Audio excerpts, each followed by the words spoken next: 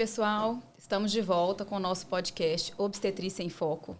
E hoje a gente vai abordar um tema de extrema relevância, que é o crescimento intrauterino restrito, que nada mais é do que aqueles bebês que não crescem de forma adequada dentro do útero. Vamos falar para vocês um tema que é super importante, tanto da parte obstétrica, para nós que cuidamos dessas gestantes, como para suas famílias que se sentem preocupadas e ficam ansiosas com esse possível diagnóstico. Vamos lá? Começando os assuntos aqui, para a gente começar a destrinchar um pouco sobre esse tema que é muito importante e, como diz a Ludmila, de extrema relevância, a restrição de crescimento. Primeiro, eu estou iniciando aqui o papo, vamos dizer assim, porque a gente tem como ponto de partida uma questão que envolve também a ultrassonografia. Porque a restrição de crescimento, ela, para ser diagnosticada, né, de acordo com inúmeras possibilidades de causas, temos que ter uma cálculo da idade gestacional correta do bebê, né, do feto.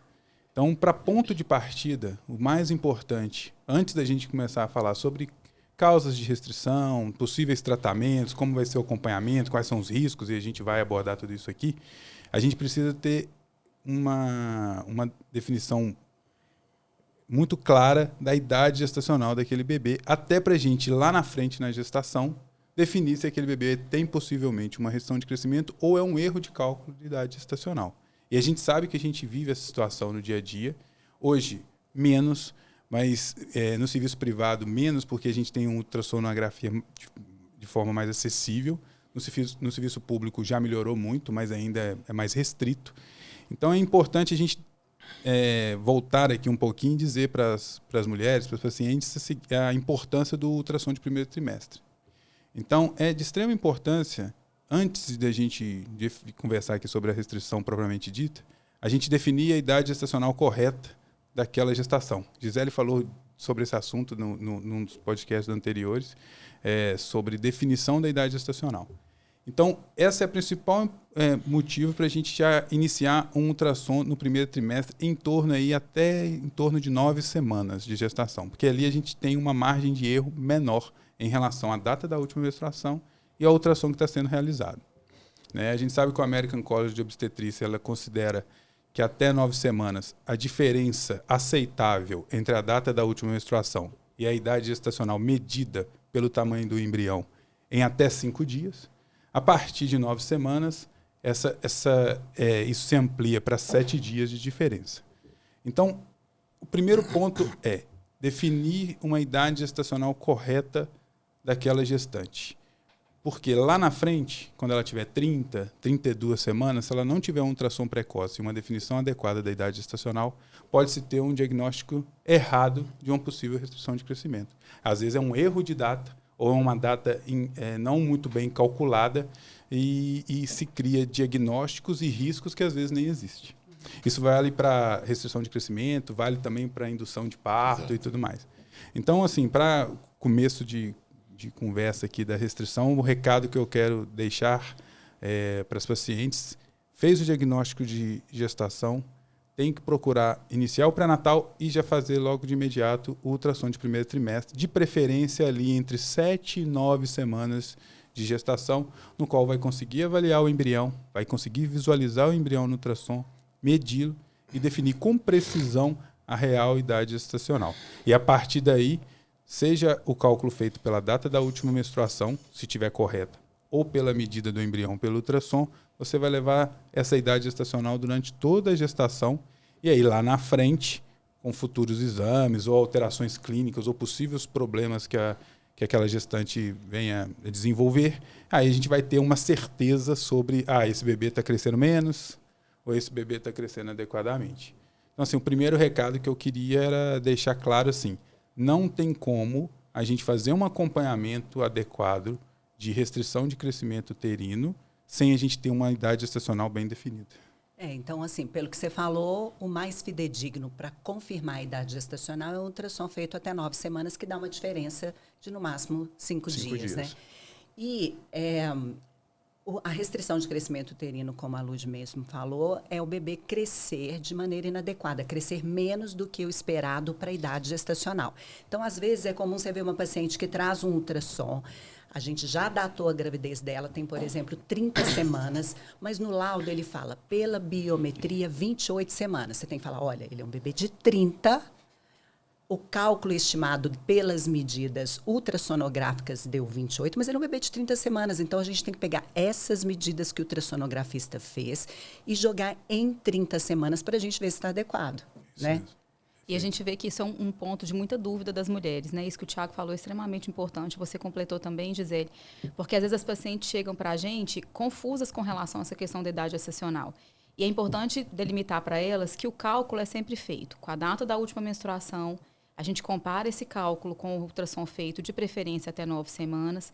Uma vez definido essa idade gestacional, a gente leva ela para sempre, até o final. Porque, às vezes, vem esses ultrassons posteriores mostrando para a gente que o bebê tem uma biometria, ou seja, as medidas que não se comparam, que não estão semelhantes à data já definida no início da gestação, e elas ficam achando que a data mudou. Na verdade, não é porque a data mudou, é porque ou aquele bebê está com crescimento adequado, ou aquele bebê está com crescimento inadequado. Seja para menos como para mais. Então, uma vez definida essa idade gestacional, a gente vai com ela até o final. Acho que isso é super importante porque elas ficam um pouco confusas em relação às datas que vêm depois nos ultrassons posteriores. Não sei se vocês têm essa mesma impressão que eu. Assim, a paciente, normalmente, quando a biometria está maior do que a idade gestacional real, ela gosta. Né? A impressão que tem é que a mulher quer que o bebê nasça o quanto antes, assim, né? Então, assim, eu não tenho 28, eu tenho 30, que bom que eu tenho 30.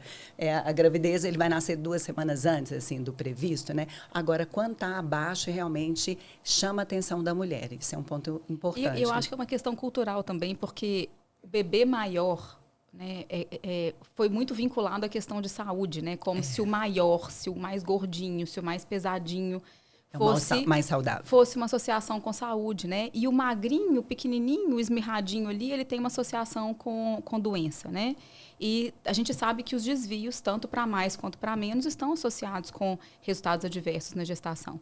Então, só para a gente poder organizar o que o Thiago falou também, a gente percebe que tanto a possibilidade de um diagnóstico de um crescimento inadequado, quanto o manejo desse crescimento inadequado, ele começa lá no início do pré-natal. E aí a gente vai sedimentar aquelas informações que a gente trouxe no episódio sobre assistência pré-natal, do tanto que esse pré-natal é importante para a gente fazer um manejo adequado da gestação. Então, a gente não pode menosprezar a importância do pré-natal. E a importância do pré-natal em tudo, né? Da real determinação dessa idade gestacional feita de forma adequada, das medidas que são feitas ao longo da gestação e desse acompanhamento longitudinal, porque é isso que vai mostrar para a gente esse diagnóstico, se é um crescimento inadequado ou não. E quando as pacientes chegam com essa restrição de crescimento como diagnóstico, e às vezes existe essa ideia de que se perdeu o peso ou mudou o canal de crescimento, elas ficam extremamente preocupadas. E uma coisa que a gente tem que deixar claro a mudança do canal de crescimento ela é importante quando você tem uma mudança, por exemplo, de 50 de percentil. Um neném que estava em 70 e que passou para 20. Isso preocupa. Agora, aquelas variações que às vezes as pacientes ficam muito preocupadas, o menino estava inicialmente em 70. E depois, no ultrassom posterior, veio em 58. E principalmente quando muda o observador, ou seja, mudou o ultrassonografista, elas ficam achando que o menino está perdendo peso na barriga ou está emagrecendo. Aí você tem que explicar, tem que deixar bem claro para ela que não, olha, tem que saber, inclusive, se a tabela de crescimento fetal que um ultrassonografista e o outro usou é a mesma tabela. Tem que saber que mudanças pequenas nessa linha não têm valor, principalmente quando feitas por diferentes observadores.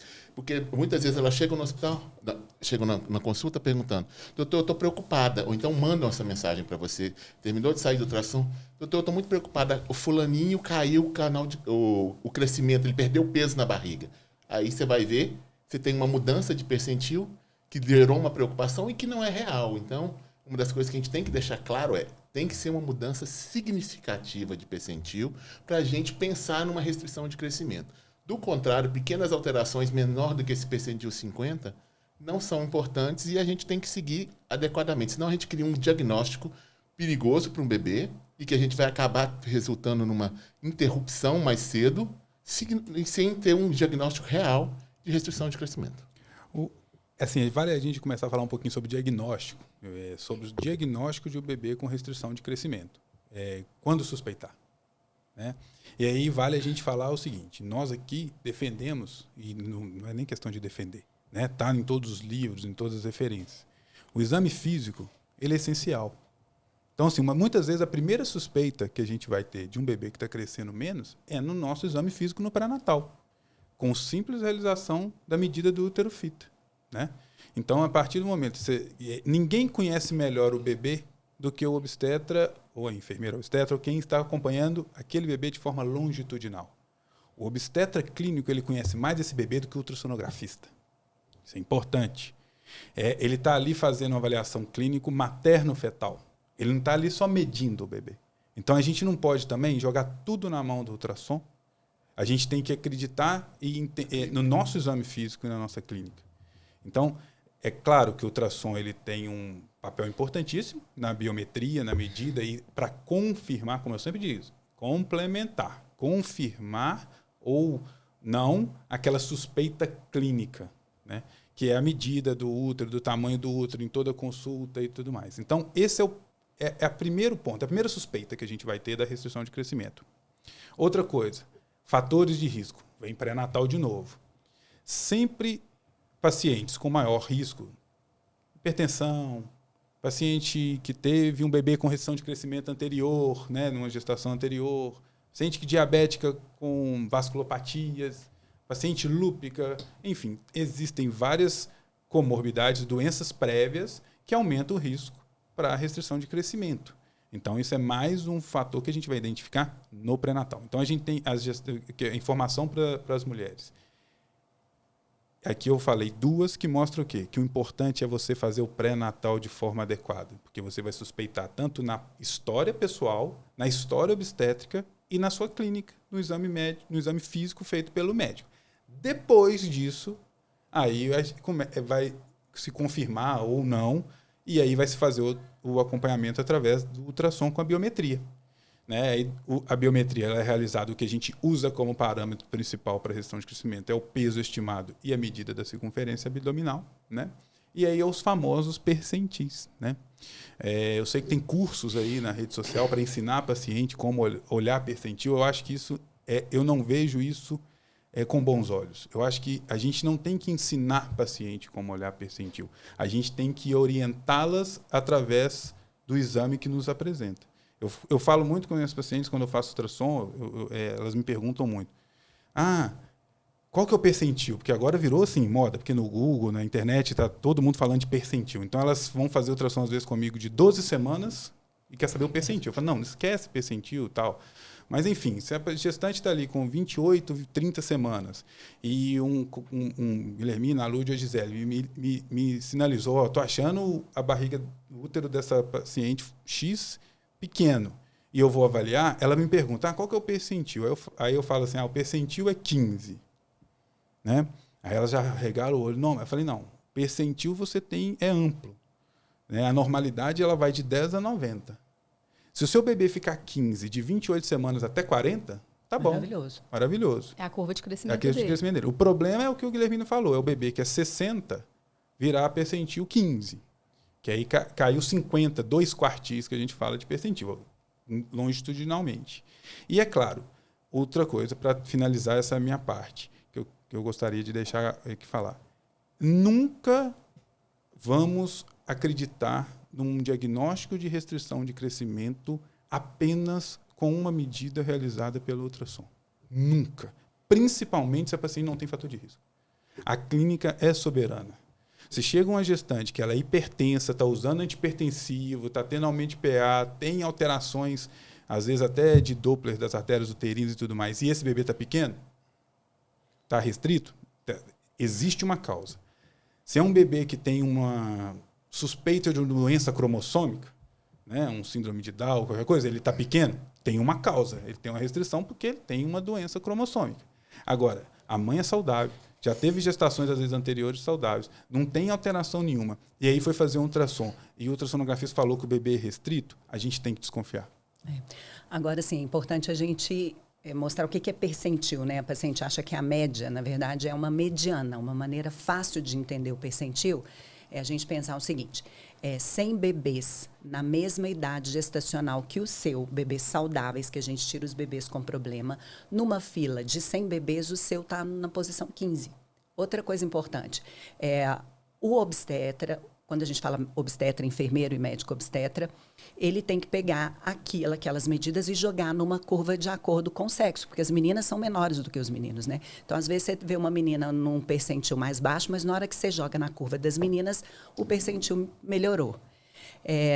E outra coisa também, você estava falando assim das causas, assim, a gente identifica as pacientes com fator de risco, mas muitas pacientes que têm um fator de risco que você vai, por exemplo, prescrever um AS que diminui a chance de restrição de crescimento em bebês, cuja mãe tem uma síndrome hipertensiva, por exemplo, ela já acha que ela tem uma gravidez de risco. Né? Então, assim, você ter um fator de risco não significa que você tenha uma gestação de alto risco. E que você vai ter um problema. Exatamente. Com certeza.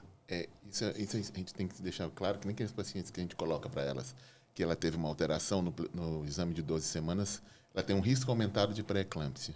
Então, ela já fica achando, às vezes ela fica achando que ela vai ter uma pré-eclâmpsia, que isso é um diagnóstico fechado, e você tem que explicar para ela que quando você compara, você consegue diminuir a ocorrência de pré-eclâmpsias precoces, mas nem sempre você vai ter uma pré-eclâmpsia. Você pode participar daquele grupo e chegar no final, ter um risco aumentado pelo nosso algoritmo, e no final da gravidez você tem uma gestação de 38, 39 semanas, vai ter um parto normal ou uma cesariana e não teve nenhuma intercorrência pressórica. Então, as coisas que a gente tem que deixar claro para elas quando existe um fator de risco, ele não significa que você vai ter aquela consequência imediata. Ou seja, a alteração no Doppler não é igual à restrição de crescimento e nem é igual à pré-eclâmpsia. Você tem um fator de risco para isso. Nós vamos observar durante a gestação se isso vai acontecer ou não. E se for feito esse diagnóstico, aí nós vamos conversar sobre maneiras de conduzir essa situação. Isso é importante até para fazer um paralelo da questão de rastreio para cromossomopatia. Outro dia eu falei para uma paciente o seguinte, você faz um cálculo de risco para uma translucência nucal, por exemplo, alterada, e dá 1/4. Isso a gente já não fica, até nós falamos assim, nós estamos frente a um bebê com problema. Só que 1/4 são 25% dele ter. Exato. Ou seja, você tem 75% de você não ter. E é alto risco. Sim. Então, assim, é mais provável. Só que a paciente não entende, até a gente fica preocupado. Assim, olha, é mais provável ainda, mesmo tendo alteração, o seu bebê não ter nada. Né? Nós tivemos um paciente recentemente. Era 1/4. Né? E nasceu e tudo bem. Então, assim, isso é importante, que é avaliar risco, é cálculo de risco. Não significa que... mas, assim, a gente está no mundo hoje de patologizar tudo. Né? Então, assim, quando se tem uma alteração, aí a paciente já fica ensandecida, e aí encontra profissionais que as deixam mais loucas ainda, e aí vira um tratamento de um monte de coisa que não tem benefício nenhum, medicação que às vezes não tem benefício nenhum. Então, sim, a gente tem que ter esse cuidado mesmo. Inclusive, então, você falou de uma das causas, que é o problema com o bebê, né? Mas, assim, você tem 3 opções de causas por uma restrição de crescimento. A maioria das vezes é uma insuficiência placentária, né? A placenta é um órgão dentro do útero que traz oxigênios e nutrientes da mãe e transfere para o bebê. Então, na maioria das vezes é uma insuficiência da placenta. Mas você também tem causas maternas, que o Thiago já falou, hipertensão é uma delas, qualquer doença que pode causar uma vasculopatia. E você tem também causas fetais, na maioria das vezes, um bebê com uma síndrome genética, cromossômica, gênica. Infecção congênita. Infecção congênita também é outra causa.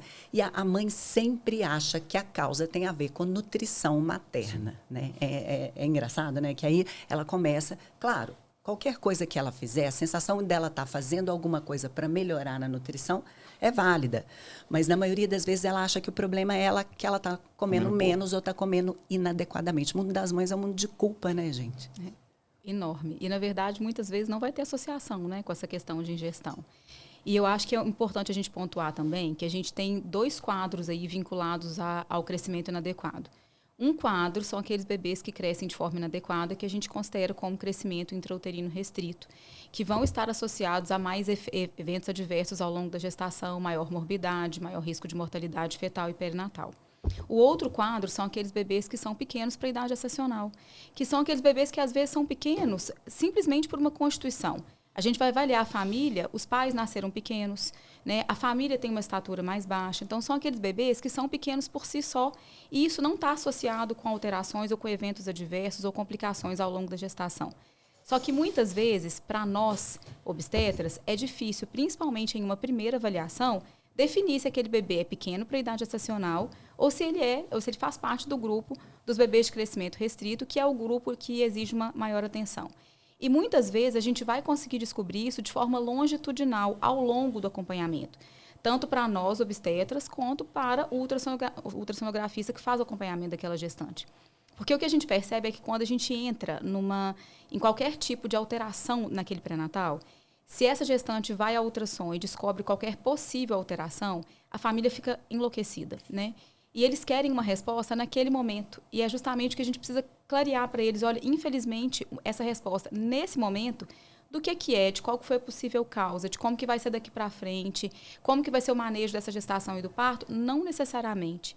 Naquele momento pontual, a gente consegue entregar para eles todas essas respostas. E o que a gente precisa, às vezes, é fazer o manejo dessa ansiedade do casal e da família, para que a gente consiga, ao longo do tempo, com essas avaliações seriadas, ultrassonográficas e a partir do exame físico realizado no pré-natal, definir se existe uma possível causa, qual é essa possível causa e como vai ser esse manejo daqui para frente. Isso é super importante na assistência pré-natal. Nós temos 2 grandes grupos, né? Nós temos os bebês restritos precoce e nós temos os bebês restritos tardio. E a restrição de crescimento tardia, ela é um desafio de diagnóstico.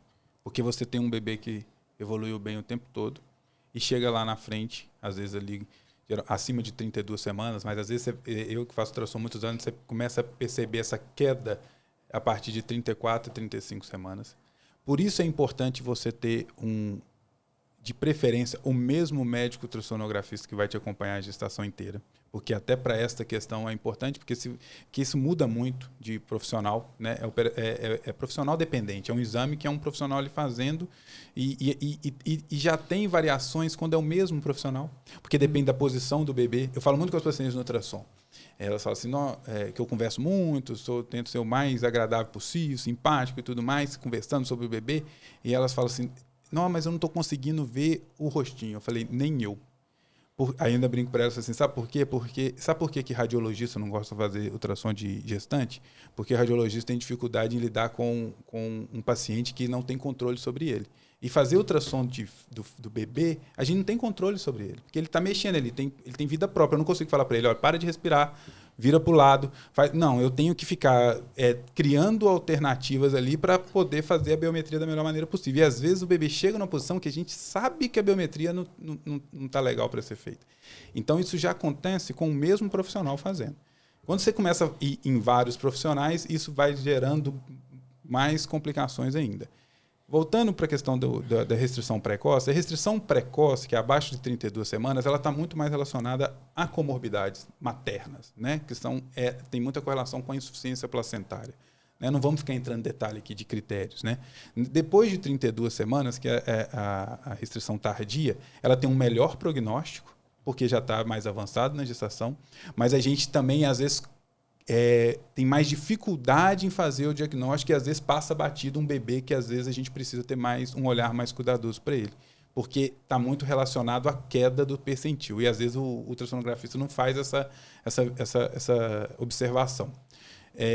Os bebês abaixo de 32 semanas, que eles têm um prognóstico pior, porque são bebês prematuros, estão relacionados com mães com pré-eclâmpsia, com diabetes, insuficiência placentária em geral. É claro, como a partir do momento que a gente fez o diagnóstico de um bebê com restrição de crescimento, é óbvio que o ultrassom vai nos ajudar nesse acompanhamento, óbvio. Tanto por avaliação de fluxo sanguíneo, que é através do Doppler, até para a gente avaliar piora naquele quadro clínico do bebê, e até para avaliar também indicações de uma possível interrupção da gestação. né? Mas o mais importante temos que fazer o diagnóstico o mais correto possível e não ficar fazendo um diagnóstico de suspeição e desespero materno, né? Então, a gente tem que ter muito cuidado ao taxar um bebê que às vezes é saudável como um bebê doente. Até porque isso vai impactar na condução do pré-natal, Justamente. né? Na via de parto. Quando a gente faz um diagnóstico de um possível crescimento inadequado, a gente vai precisar tanto mudar o acompanhamento pré-natal, ele não vai ser aquele acompanhamento realizado a cada 4 ou 5 semanas, mais ou menos, como a gente faz em pacientes de baixo risco.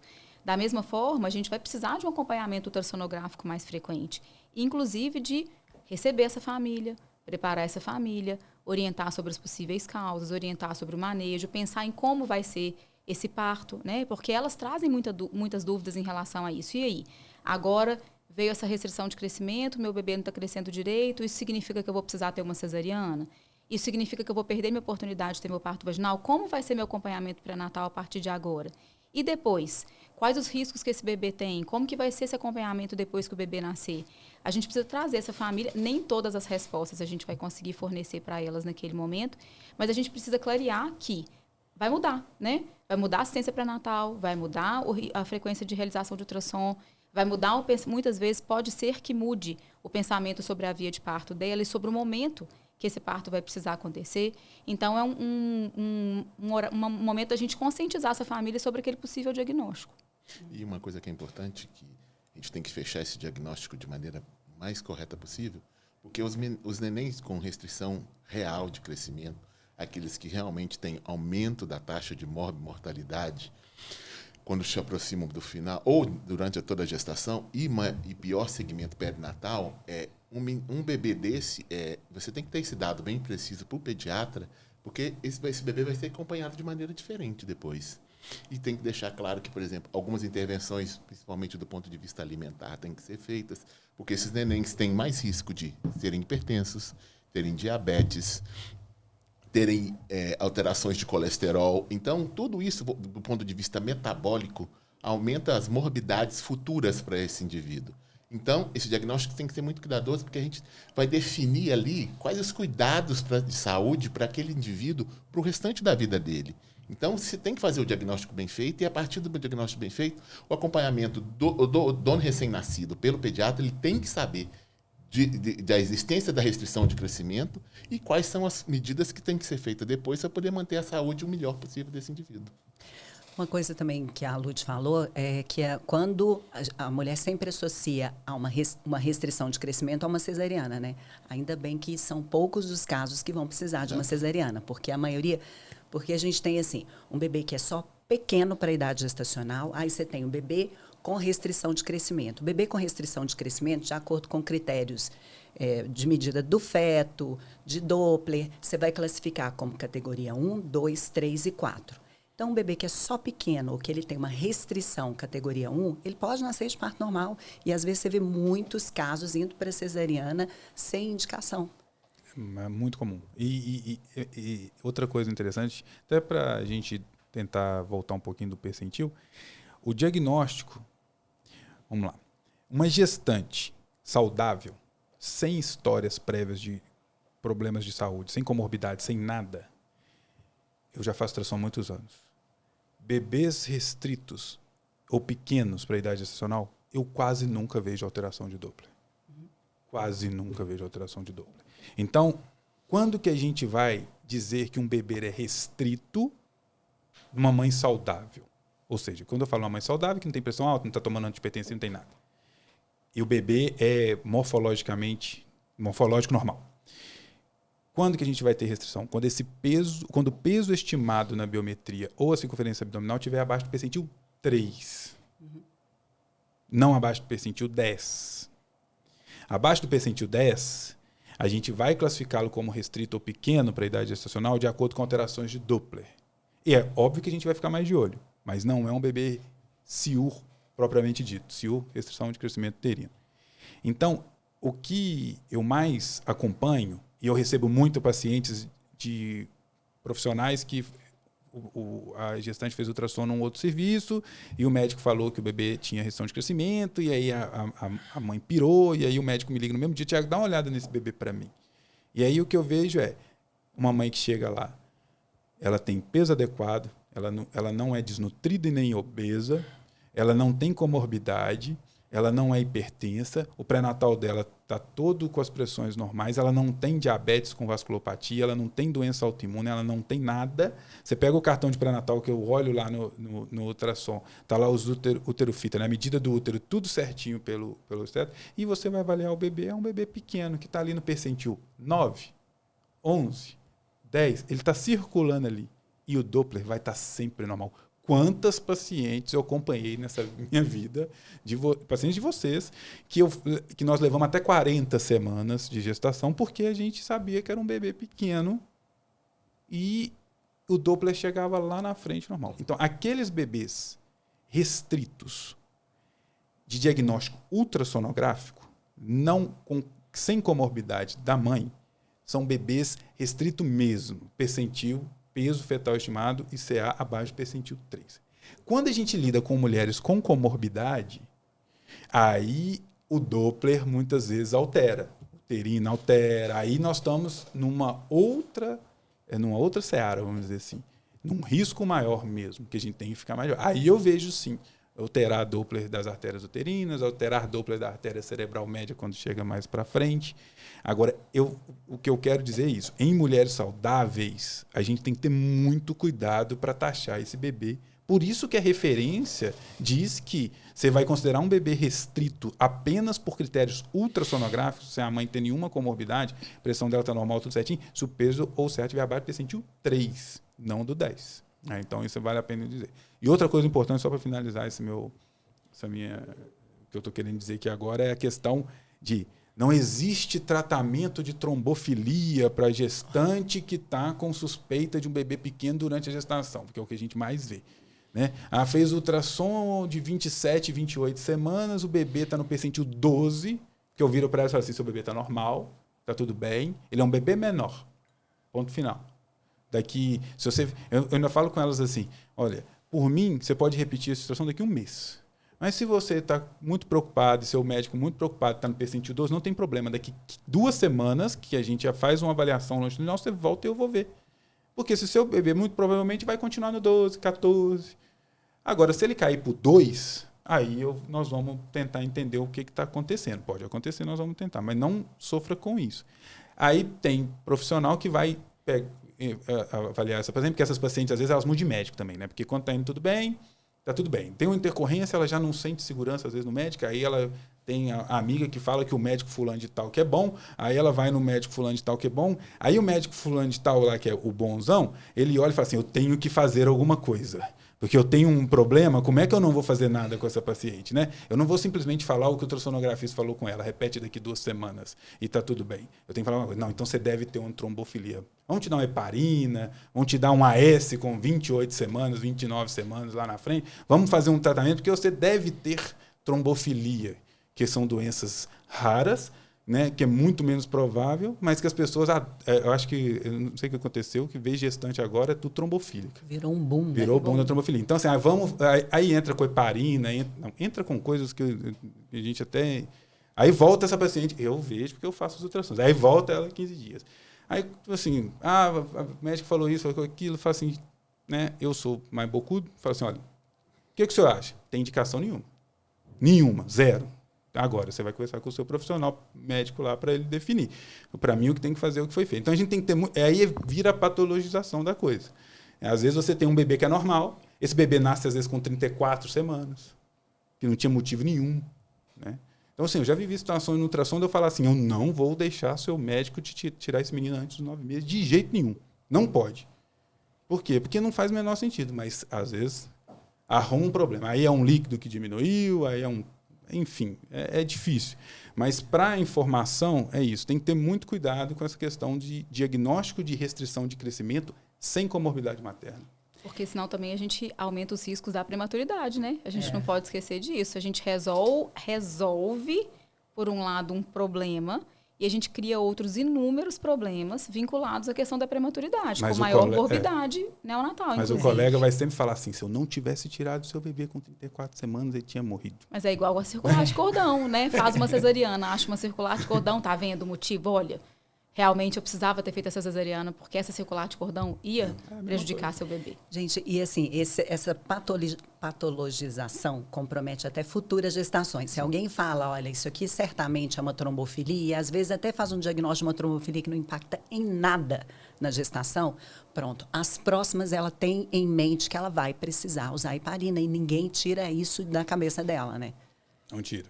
Não tira. E só uma coisa importante que a gente está falando, Doppler, né? Eu só explicar que Doppler avalia fluxo num vaso, né? Fluxo sanguíneo no vaso. Então, a gente tem um Doppler na artéria uterina, o sangue que está chegando para o útero, o Doppler na artéria umbilical, que está indo para o bebê, oxigênios e nutrientes através, né, do cordão umbilical, e artéria cerebral média.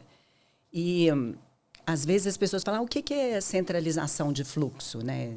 Isso, às vezes, acontece. A gente sabe que, eu costumo explicar o seguinte, bom, você recebe seu salário, paga todas as suas contas. Quando você começa a receber menos, você vai pagar as contas mais importantes. Se o bebê está recebendo menos oferta de oxigênio e nutriente, ele vai priorizar os órgãos nobres, que são cérebro, coração, suprarrenais. E aí você medir, vê fluxo uterino na suprarrenal, que é uma glândula pequenininha em cima do rim, você vê fluxo em coronária, é meio difícil também, mas fácil você ver a artéria cerebral média. Então, às vezes, você tem algumas alterações ao Doppler que sinalizam para a gente, né, algum problema e tal.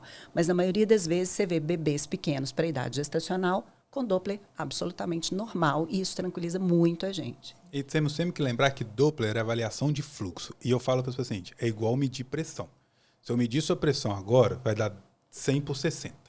Aí você vai lá fora, volta, vai dar de novo 120 por 70. Estão todas duas normais, mas são diferentes. O Doppler, eu brinco muito com ela. Assim, eu avalio o Doppler da artéria cerebral média. Às vezes eu ensono ali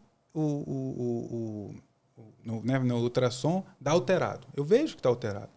Aí eu faço a biometria do bebê, o bebê está lá mexendo e tudo mais, aí espero ele parar de mexer um pouquinho, porque quando ele mexe, obviamente, a artéria dilata, então altera o Doppler, mas não altera nada, na verdade. Aí eu vou, faço de novo, está lá o Doppler. Se alguém olhar minhas fotos, se você olhar minha foto, você vai ver, eu jogo todas as fotos. Você vê lá a cerebral alterada, a outra muito normal, você fala assim, não pode nem ser do mesmo bebê. Ou seja, porque a gente está avaliando fluxo. Então, a gente tem que ter muito cuidado nessa questão. O que eu vejo os ultrassonografistas fazendo como eles muitas vezes não têm a clínica associada, porque o ultrassonografista muitas vezes esquece da clínica, na maioria deles, né? Eles vira tudo técnico de ultrassom, então eles esquecem da clínica, muitas das vezes, eles pegam alterado e pegam aquele alterado para fazer o laudo. Porque eles garantem, está alterado, então tem que estar alterado. E muitas vezes não está alterado nada. A maioria das vezes não está alterado nada. Você tem que ter o cuidado para avaliar fluxo. Se você aperta a sonda demais, você muda a avaliação. Então, sim, tem várias coisas que influenciam. Assim, já aconteceu comigo, assim, primeiro, uma coisa importante, assim, eu acho que nem todo ultrassonografista é obstetra, nem todo ultrassonografista obstetra é especialista em medicina fetal. Isso faz muita diferença, CET. Agora, tem alguns que uma coisa é você explicar para o paciente aquilo que você está vendo baseado nas evidências científicas de como conduzir aquilo ali, né? Outra coisa é o paciente chega, eu estava com o meu bebê, percentil 15, caiu para 12, a ultrassonografista pediu para repetir em uma semana. Ela falou que gosta de repetir em uma semana e a paciente sente que ela está melhor vigiada fazendo ultrassom em uma semana de um bebê saudável. Né? Então, eu acho que assim, a opinião do ultrassonografista é importante, se ele é um obstetra, se ele é especialista em medicina fetal, e se ele fala com a paciente, a fala dele tem que ser baseada em evidência científica. Teve um dia que eu mandei uma mensagem para a ultrassonografista e falei, aqui, você criou um problema para a minha paciente onde não tem. Ela falou, mas eu gosto de fazer com uma semana. Você falou, mas não é questão de gostar, né? A gente gosta de muita coisa. Aí a paciente acha que ela está sendo conduzida de uma maneira mais segura, repetir o ultrassom semanal de um bebê saudável. Ter um obstetra parceiro que trabalhe dessa forma, né, que tem essa especialidade, né, que tem o raciocínio clínico, que tem a visão científica da avaliação ultrassonográfica, faz muita diferença, né? A gente pode dizer que a gente é privilegiado em ter isso aqui em Belo Horizonte, porque, infelizmente, não são todos os lugares que os obstetras têm essa possibilidade de dividir isso com o ultrassonografista. Para a gente é muito fácil, porque a gente recebe uma paciente com uma suspeita de crescimento restrito, ou a gente observa isso ao longo do pré-natal. A gente manda para o Tiago nos ajuda muito nesse raciocínio clínico, né? Ou que seja, a gente tem muitos ultrassonografistas competentes em Belo Horizonte que nos ajudam também a tomar conta dessa gestação. A gente vê que é um trabalho em conjunto, né? É uma parceria do ultrassonografista que tem o raciocínio clínico, que orienta bem a paciente, que consegue nos ajudar na tomada de decisões, e a gente também, né, em contrapartida, acolhendo essa paciente, fazendo acompanhamento, dividindo os dados com o ultrassonografista para a gente conseguir chegar numa decisão e num diagnóstico mais acurado. Uma coisa que me preocupa muito quando a gente fala em restrição de crescimento a bebês pequenos é o que eu já assisti muito na vida, colegas mandarem pacientes para interrupção por cesariana de um bebê pequeno que, quando você vai avaliar os exames, não tem uma indicação de cesariana.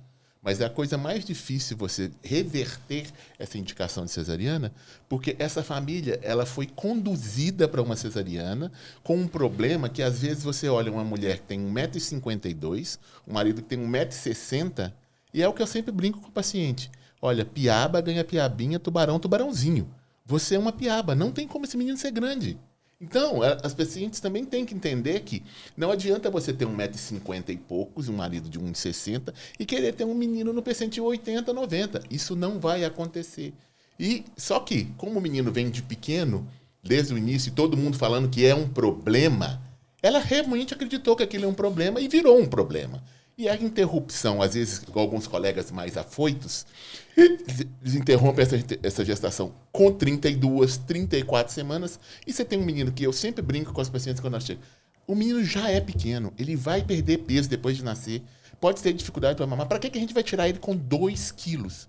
Vamos esperar mais um pouquinho, mas muitas vezes a gente não consegue porque ela já está achando que o neném vai morrer na barriga a qualquer momento. E chega num ponto que ela fica desesperador para a família. A gente tem que entender isso também, que o colega falou tanto com aqueles que esse é um problema, que o neném tem o risco de morrer, que reverter essa via de parto é impossível. Você pode trabalhar com ela numa próxima gestação, mas essa está fadada a ter uma cesariana. E muitas vezes os colegas tiram prematuramente com 34 semanas, fazem um corticoide, tiram com 34 semanas e acham que arrebentaram. Salvar a vida do menino. E a paciente tem que lembrar sempre de uma coisa. Ir para o CTI não é garantia de que vai sair do CTI. Chama Centro de Tratamento Intensivo. Só está lá quem está mal. Então, vamos deixar esse neném no forninho, que é o melhor lugar, a melhor incubadora que existe é o útero materno. Então, enquanto for possível, enquanto tiver dados que corroborem que essa saúde fetal está adequada, vamos tentar estender o máximo possível a estadia desse bebê nesse útero. Mesmo que seja uma restrição de crescimento, vamos levar a 38, vamos chegar em 39, e aí acabou. É um neném bom, um neném que tem idade gestacional adequada e que tem mais maturidade orgânica. Você diminui as consequências de uma prematuridade, mesmo que seja um termo precoce, porque esse menino vai para o CTI, vai precisar de auxílio respiratório, muitas vezes vai ser entubado, e aí começa uma cascata de intervenções, que pode ser um pneumotórax, que pode ter uma lesão por uma cateterização, ou seja, a gente está colocando ele num ambiente em que ele está sujeito a procedimentos e riscos inerentes a esse procedimento. E tudo poderia ter sido evitado se a gente tivesse feito um diagnóstico adequado, um acompanhamento pré-natal e levado esse menino até a idade gestacional adequada para a gente pensar no parto dele. Quando você falou do ultrassom semanal, eu me lembrou aqui, às vezes eu faço ultrassom semanal, olha a situação que eu me encontro em algumas situações, né, no ultrassom. Teve até uma gestante que eu acompanhei agora, até médica e pediatra, de uma paciente que não é de vocês, é uma outra colega nossa. E ela tinha tido uma história obstétrica do primeiro ruim, do ponto de vista de restrição de crescimento e parto prematuro. 35 semanas. Deu tudo certo, mas nasceu prematuro. E aí, lógico, engravidou a segunda vez, na cabeça dela. Ainda mais de pediatra. Ia ser acontecer tudo igual. Então, assim, trombofilia, até uma trombofilia real, né? Então, ela tinha fator de risco. Mas o bebê estava ótimo. Ótimo. E ela chegava em pânico. Ela estava fazendo ultrassom com outro colega, e aí a pré-natalista dela, a médica, falou assim, Thiago, eu quero que você acompanhe, porque ela não está A médica ela estava achando que a médica estava fazendo ultrassom já estava tendendo a uma interrupção logo precoce, prematura novamente. E o bebê estava bem. E aí ela foi fazer ultrassom comigo. E eu acompanhando realmente o bebê bem, era um bebê menor, mas nada de alterado e tudo.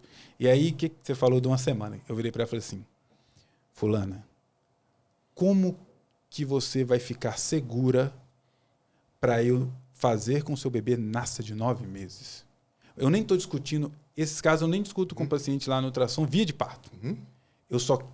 Eu vou levar a fulaninha ao termo. Isso para mim é importante, que ela vai nascer e vai ficar no seu colo. Você quer me ver o quê? 2 vezes por semana? 1 vez por semana? Para você ficar segura? Às vezes eu faço isso. É lógico que eu conversei com a médica dela, né? Eu conheço também. Ela falou assim, não, Thiago, se eu puder te ver aqui 3 vezes por semana. Não, 3 vezes tá demais. Vamos diminuir. Então, sei lá, ela estava com 32, tá? Então aí foi chegando perto da idade que nasceu primeiro, né? Aí fica mais desesperado. Ele falou assim, você vai vir aqui toda quarta-feira. Podemos ser assim? Porque aí se tiver um problema eu precisar ver 2 vezes, eu vou ver 2 vezes. Mas você vai vir, a princípio, toda quarta-feira. Beleza. Então ela foi com 32, com 33, com 34, com 35, com 36, com 37, com 38, com 39 semanas. E o menino saiu com 39 para 40 semanas. E só nasceu de cesariana porque ela tinha uma cesariana prévia e ela não quis. Enfim, eu acho que até foi bom demais. Então, assim, às vezes no ultrassom eu faço isso, mas é porque eu faço com outro, o meu objetivo é outro. É tentar deixar a paciente tranquila para eu conseguir alcançar o meu objetivo, que é tirar a prematuridade daquele bebê. Porque se eu começar a deixar a paciente... Se a paciente for ficar muito ansiosa, ela vai ter um bebê prematuro. Mas nesse caso, por exemplo, ela sabe que o bebê não tem problema. Com certeza. E que isso é um excesso de zelo baseado na história que ela teve. Um acolhimento a ela, né? Exatamente. O problema é a paciente achar que ela tem que fazer semanal porque tem um problema onde não tem. Não tem, justamente. Justamente. Isso aí é real. E assim, a gente poderia falar um pouquinho agora, todo mundo, sobre a conduta. A interrupção, como é que até onde que a gente está aqui defendendo tanto a questão de bebês pequenos para a idade gestacional ou com restrição de crescimento. A gente defende tentar fazer um acompanhamento no qual a gente evite a prematuridade, que é o mais importante. E aí evitamos a prematuridade. E nós vamos fazer o quê? Nós vamos levar até quando? Nós vamos tirar com 37, nós vamos esperar 40, nós vamos levar 42. Eu acho que a primeira coisa, o primeiro fator a ser considerado é a gente alinhar as expectativas dessa gestante com o que a gente consegue fazer naquele momento, de acordo com o diagnóstico, com a categoria do crescimento restrito, com a situação em que o bebê se encontra. Uma coisa que a gente já falou aqui, que a Gisele falou muito bem, é que diagnóstico de crescimento de um bebê de forma inadequada não significa cesariana. E, ao mesmo tempo, que não significa cesariana e que a gente tem a possibilidade de viver uma via de parto vaginal, muitas vezes, de acordo com a categoria, a gente vai precisar mudar o tempo desse bebê nascer. Tentando priorizar a não prematuridade, né? Então, tentando priorizar que esse bebê, de acordo com as condições dele, nasça sempre após 37 semanas. Mas, ao mesmo tempo, em algumas situações, a gente vai precisar determinar para essa gestante que o parto vai precisar acontecer em um determinado momento. E, às vezes, não é que vai mudar a via de parto que ela deseja. Ela estudou, ela se preparou para viver um parto via vaginal. Ela não precisa mudar de ideia para uma cesariana, muitas vezes. Mas, às vezes, a gente vai precisar induzir aquele parto num momento mais adequado para aquele bebê em questão. A gente vai ter um episódio mais para frente que a gente vai falar um pouquinho sobre a indução, né, sobre as indicações de indução. E nos bebês com crescimento uterino inadequado, muitas vezes a gente vai precisar indicar essa indução do parto um pouco antes do esperado, sempre priorizando a não prematuridade. E aí é sentar com esse casal, com essa família, orientar sobre esse diagnóstico, orientar sobre como vai ser esse processo de indução. Mas o sonho dela de um parto via vaginal não acabou. Ele pode simplesmente ser mudado no sentido da necessidade de ter que induzir aquele parto, mas não precisa ser finalizado. Isso é importante deixar claro para elas. E é uma coisa que é interessante nesse ponto, que a gente tem que dividir as restrições de crescimento, principalmente os meninos que têm restrição de crescimento precoce. Esses a gente realmente não vai conseguir chegar em 38, 39 semanas. Se a gente chegar em 37, está maravilhoso.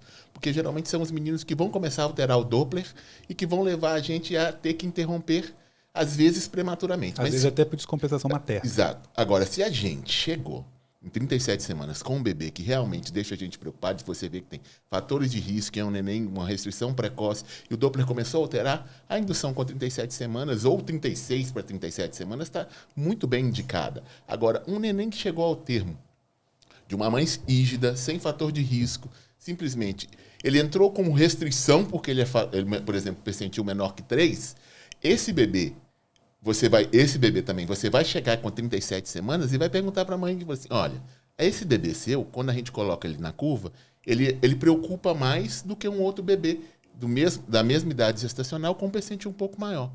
E discutir com ela as possibilidades, não às vezes de 37 exatas. Você pode, entre 37 e 38, fazer aquela indução e preparando ela, o colo, de maneiras, como a gente vai discutir num episódio futuro de indução, de como preparar esse colo para que ela consiga esse parto. Agora, os bebês que chegam no termo, simplesmente pequenos, com Doppler normal, esses bebês merecem que a gente vigie eles e deixe eles chegarem em 38 e 39 semanas, porque eles têm uma grande probabilidade de serem bebês simplesmente pequenos para a idade gestacional e nascer no termo é muito melhor para eles e para a mãe deles. Sim, do ponto de vista de percentil, já que a gente falou várias vezes, então um bebê entre percentil 3 e 10, tá? Com Doppler normal, aí você pode fazer todos os Doppler que o ultrassonografia se quiser, até da oftálmica, né? Enfim. Doppler da suprarrenal, tudo tá normal e é 3 e 10, peso estimado e circunferência abdominal, esse bebê pode ir a 40 semanas. Esse bebê pode ir 40 semanas. A gente tem que lembrar que o Gratacos, que foi qual é o cientista que estuda restrição de crescimento, no qual hoje o mundo inteiro quase está usando o fluxograma dele para acompanhamento, ele é um fluxograma que é mais sensível. Você muitas vezes vai induzir mais, tem uma sensibilidade maior. Você vai induzir um bebê como pequeno e ele não vai ser pequeno. Entendeu? Então, a gente sabe que se o bebê está entre o percentil 3 e 10 e Doppler normal, claro, é um bebê pequeno para a idade gestacional e a gente vai acompanhar. Né? A nossa filha Alice, se fosse hoje, não teria chegado a 40 semanas. Entendeu? Na época não existia o Gratacos. Se fosse hoje, não teria chegado. Seria o quê? Teria sido uma indução mais precoce sem uma necessidade. Certo? Por quê? Porque é um teste é um fluxograma mais sensível, para não perder nenhum bebê. A ideia é essa e faz sentido, sim, tá? Do ponto de vista de populacional, né? De grandes populações. Agora, a gente que tem a paciente na nossa mão, a gente tem como deixar essa mulher entrar em trabalho de parto espontâneo quando ela está no percentil 3 e 10 com o Doppler normal. Dá para esperar as 40 semanas. E aí você tem ali de 38 a 40 para você mudar o colo dela, fazer outras coisas. A gente vai falar disso mais para frente. Agora, se está entre o percentil 3 e 10, ali em torno de... com Doppler alterado, né, seja uterina, seja umbilical, seja cerebral, aí você já tem que ter um cuidado a mais. Não significa... A recomendação dele é interromper com 37. Mas não significa que você tem que interromper com 37. Não significa. Eu entendo isso para questão de protocolo hospitalar, plantão. Né? Olha, o bebê chegou aqui, percentil 5, Doppler, o percentil é 5 e a uterina está alterada. Eu entendo que de protocolo hospitalar, 37 semanas interrompe. Sim. Agora, a gente individual pode levar a 38. Entendeu? E aí você avalia, porque você já começa. Então, se o Doppler está alterado, percentil 3 e 10, você não vai levar a 40. Né? Você não vai levar a 40 como se tivesse tudo normal. Né?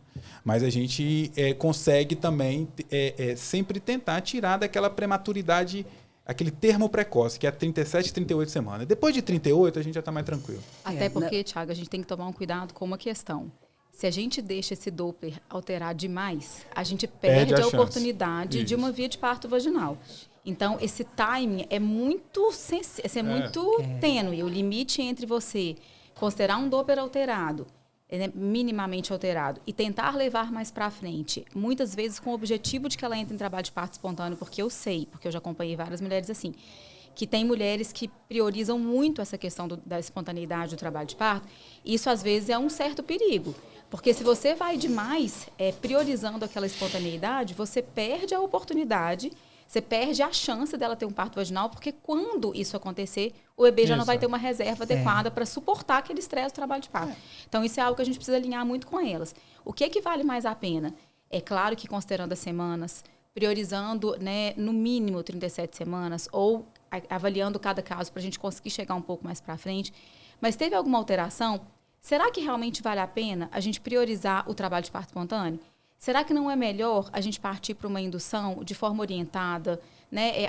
O casal consciente do que vai acontecer, porque a gente tem muito mais chance de que esse bebê esteja bem para suportar o trabalho de parto e para chegar no objetivo final, que é uma via de parto vaginal para aquela família. Mesmo porque a indução de parto não aumenta a taxa de cesariana quando é feito por médico que quer que nasça de parto normal. Sim. Uhum. Vamos deixar bem claro isso. Sim, porque se você diferença. tem muita diferença. Mas a gente sabe que por isso tudo indução de parto não aumenta a taxa de cesariana. E eu concordo plenamente com o que você disse. É o que a gente vê na nossa prática. Uma coisa aqui. é indução com médicos com o nosso perfil.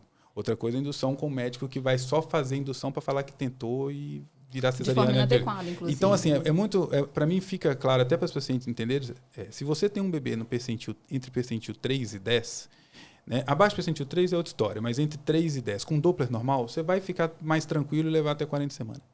Se tem um Doppler alterado entre percentil e está um peso estimado entre 3 e 10, você aí vai pensar num parto em torno de 37, 38 semanas.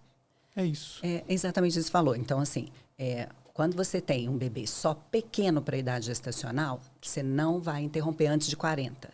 Quando você tem... A leitura deve ser feita assim, né? Você tem um bebê no restrito, categoria 1, você não vai induzir esse parto antes de 37. Isso. Agora, se você tem um bebê que tem uma restrição de crescimento categoria 2, você não vai fazer uma cesárea antes de 34. Se é categoria 3, não vai fazer uma cesárea antes de 30. Se é categoria 4, você não vai fazer uma cesárea antes de 26 semanas. Na verdade, é exatamente isso. Agora, uma coisa que a Lud colocou é importante, né? Então, assim, eu tinha uma paciente, inclusive médica também, que estava com o bebê CIUR categoria 1, com Doppler bem, assim... Estava periclitante a situação para virar a categoria 2. E aí ela estava muito insegura de induzir com 37. Falei, pois é, a gente pode até esperar, mas se virar categoria 2, nós vamos operar. Então, esse limite até quando a gente vai aguardar um trabalho de parto espontâneo num bebê com restrição de crescimento, ele é bem tênue mesmo. Né? Uhum. E eu acho que o mais importante é a paciente ter tranquilidade. As pacientes têm que saber que, nesse caso, elas vão ser submetidas a uma indução. E ela tem que escolher, se ela realmente deseja um parto vaginal, ela tem que escolher uma equipe ou um hospital que priorize a via vaginal. Porque o que a gente mais vê na maioria das maternidades privadas em Belo Horizonte, e às vezes em alguns plantões de maternidade pública, é falhas de induções que não preenchem critérios científicos. Você vê mesmo que é uma preguiça ou uma má vontade do obstetra. Porque quando a gente vai olhar falha de indução, você vê pacientes sendo submetidos a cesariana por falha de indução sem romper bolsa, sem ligar ocitocina. Então, e a gente vai falar mais na frente sobre isso, mas isto não é falha de indução, isso é má vontade obstétrica. Então, às vezes ela chega para a gente numa segunda gestação falando que tentou uma indução e não conseguiu. E aí você vai pegar a história, uma paciente que entrou na indução com um colo desfavorável, inclusive, que ela fala que o colo não era bom, mas o obstetra ligou a ocitocina e depois de 6 horas não mudou o colo. E aí teve que fazer uma cesariana. Claramente, você vê que isto não houve um processo de indução adequado. E você acabou tendo uma cicatriz uterina que pode mudar, inclusive, a sua segunda via de parto. Você pode não conseguir um parto vaginal se você tiver qualquer uma intercorrência nessa gestação. Então, priorizar lugares onde a filosofia da indução seja fazê-la de maneira adequada. E entender o processo de indução, o que ele é, e saber que, no final, a gente tem que lembrar, uma indução de parto normal é sempre melhor do que uma cesariana, apesar de ser mais cansativa. Porque, como a gente falou anteriormente, os riscos da cesariana estão aí para todo mundo ver. Taxa de mortalidade maior, taxa de hemorragia, infecção, eventos tromboembólicos. Então, você já tem um bebê pequeno, você já tem um neném que vai demandar mais cuidados. Você precisa estar bem e não operada para cuidar desse bebê. E é engraçado que você vê profissionais que falam que a paciente tem trombofilia, né? Que ela, na maioria das vezes, não tem. Dá heparina, que não tem indicação naquela paciente, e depois faz cesariana. Exato. Ou seja, essa paciente mais do que nunca não deveria ter cesariana, porque se ela tem trombofilia, ela aumenta o risco. Enfim, é muito doido. É o que temos. Estamos chegando ao final, né? Esperamos que a gente tenha contribuído para vocês entenderem a questão do crescimento fetal, das indicações de interrupção no caso do bebê que não cresce adequadamente dentro do útero. E talvez até um assunto, o Guilhermino colocou ali sobre indução, talvez um assunto para um próximo podcast seja indução do parto. Bom, o tempo ele é curto. Se vocês tiverem alguma dúvida, podem nos encaminhar nas nossas redes sociais do Obstetrícia em Foco ou até no privado mesmo. Estamos disponíveis para responder as perguntas, ok? Obrigada pela atenção, pessoal.